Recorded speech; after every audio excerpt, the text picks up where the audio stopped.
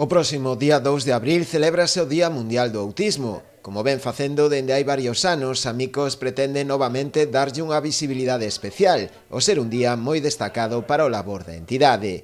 Por esta razón porán en marcha varias iniciativas que terán na cor azul a súa máxima expresión, ao ser esta a cor que representa o autismo. Dende Amicos queremos concienciar todo, poñer o color azul, os concellos con pancartas nas instalacións, e como anos anteriores os comercios, os negocios que sempre poñían os seus escaparates en azul, en aquel, e facer unhas, vale, para que se entenda que estamos no día do autismo. Poñer o foco no azul, non?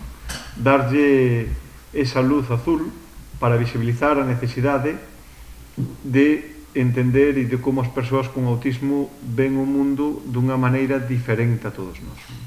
E por outra, a implicación, neste caso a población local, neste caso dos comerciantes e das institucións, para sacar adiante cada día ese pasiño máis que necesitamos no avance da integración e da normalización da vida das persoas con discapacidade. Ademais dos concellos, para levar a cabo esta campaña, Amicos conta co apoio das asociacións de empresarios da zona. Me parece que todos debemos que colaborar e luchar, porque en este caso, ao mellor na familia non toca, pero somos todos seres humanos e considero que debemos de aportar o noso graniño de area. Transmitiremos a todo o sector comercial a implicación e que decoren os escaparates, que, bueno, que ao fin e ao cabo é levar a cabo adiante esta gran iniciativa que desde Amicos trasladan como en todas elas que fan.